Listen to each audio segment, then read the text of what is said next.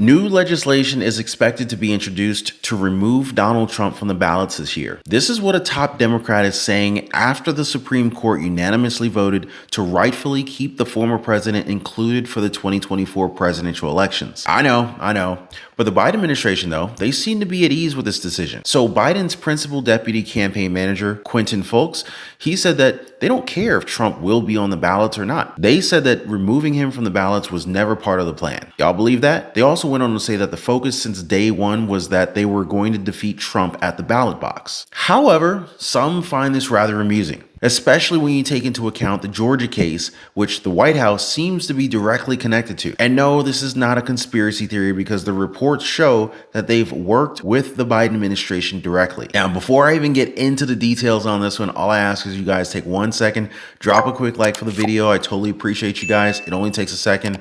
And I want to thank you for always sharing these videos to get the truth out there. So before we get into the details about how the Biden administration is working with Georgia directly on this whole election interference case taking place, let's talk about these plans to remove Trump in all 50 states' ballots. So Democratic Representative Jamie Raskins is a member of the House Oversight Committee, and he's saying that Congress needs to act against Trump. I can't make this stuff up, guys. So he says that Trump should be removed as he is an insurrectionist and that everyone involved in January 6th were engaged in insurrection. Well, the court didn't exactly disagree with it. They just said that they're not the ones to figure it out.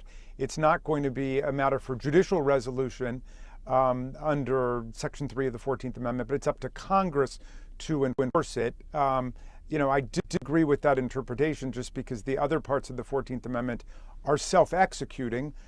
People can go to court and say that something violates equal protection, even if there's not a federal statute that allows them to do that. But in any event, the Supreme Court punted and said it's up to Congress to act. And so I am working with a number of my colleagues, including Debbie Wasserman Schultz and Eric Swalwell, to revive legislation that we had to set up a process by which we could determine that someone who committed insurrection is disqualified by Section 2 of the 14th Amendment. And the House of Representatives already impeached Donald Trump for participating in insurrection by inciting it. So the House has pronounced upon that, and there was also a 57-43 vote in the Senate. The question is whether Speaker Mike Johnson would allow us to bring this to the floor of the House. So this bill is expected to be shot down early, as even Raskin isn't expecting House Speaker Mike Johnson to allow this legislation onto the floor. However, Raskins, he's saying that he's got to at least try. Some criticize this move to be a waste of taxpayer money. Others argue that there's just far too many priorities that the House isn't working on, one of which is Social Security. Now, do any of you guys feel as if removing Trump from the ballots is more important than fixing Social Security? Now, let's go ahead and get back to Biden's campaign plans to defeat Trump in the ballots, right? Now, again, they're saying that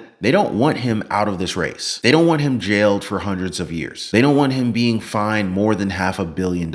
Never mind everything that we see going on right now, right? They don't want him to have an unfair trial either. But did you know that Chris Huttman, the business partner of Fulton County Deputy District Attorney Jeff DiSantis, has worked with President Joe Biden? Now, this is absolutely huge because it shows that they weren't even discreet about this. Now, DeSantis has been revealed to be a plant from the Biden administration. His main goal was to impede Trump from ever running in the 2024 presidential elections. It's also why he's reported to have worked with the White House and the former Biden aides, where he made some pretty good money. So his partner, Huttman, has been working with President Joe Biden since the 2020 cycle, as proven by records from the Federal Election Commission. Huttman is the head media buyer and strategist at the Media Buying and Analytics LLC. The company earned $1.2 million from the Biden campaign in 2020. In fact, they were counted as the top Biden campaign vendor during the 2020 cycle. Now, you could say that 2020 is ancient history now, right? But the same entity is the top vendor for the 2024 Biden re-election campaign. Coincidence? I think not. To date, they've pulled in $8.6 million.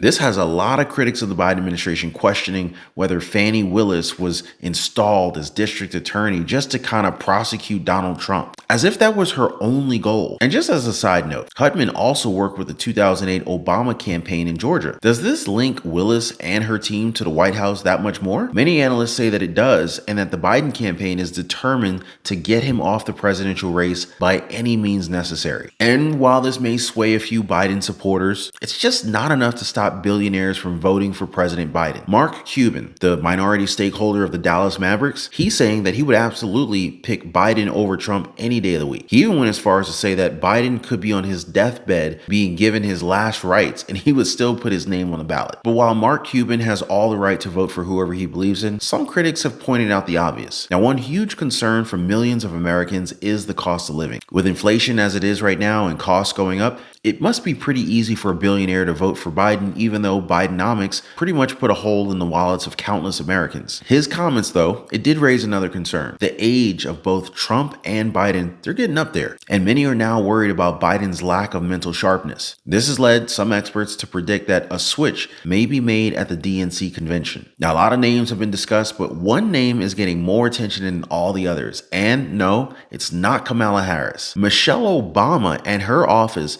has had to go on record that she's not running for president in 2024, even though political commentators have said that she has the best chance of beating Trump if ever they had to go head to head in November. Michelle Obama has said for years that she's not running, citing that she's already helping in her own way. Doing that behind the desk of the Oval Office is not part of her plans. Now, I guess this means that Democrats are just going to have to make do with President Biden. Now, switching up here, let's go ahead and talk about California for a second. Homeownership in California is a huge challenge. Many residents there have said time and time again that getting into the housing market there is nearly impossible. However, it may not be impossible for illegal immigrants. So California State Assembly member Joaquin Arambula recently introduced AB 1840. This aims to provide illegal immigrants with down payment assistance if they choose to get a home. So, how would it work? So this program from California, it offers first-time homebuyers with a loan of 20% of their home purchase. So imagine buying a $500,000 home, going by the numbers, you would be provided with a loan of up to $100,000. The catch is that when you do sell this house, you're required to give back that 20%. Now, some in California are a little bit hesitant though, saying that residents and U.S. citizens should first be assisted when it comes to these kind of programs, especially since the homes that would be bought would literally be bought on American soil. And of course, since we're talking about controversy, let's go ahead and discuss the investigations that are now underway in New York for the coronavirus pandemic response that was led by former Governor Andrew Cuomo. So the House Select Subcommittee on the Coronavirus Pandemic is now calling on Cuomo to show up for a closed-door deposition. The panel is investigating the nursing home policy decisions made by Cuomo together with Democratic leaders of New Jersey and Pennsylvania. Now, one specific policy is one where nursing homes were banned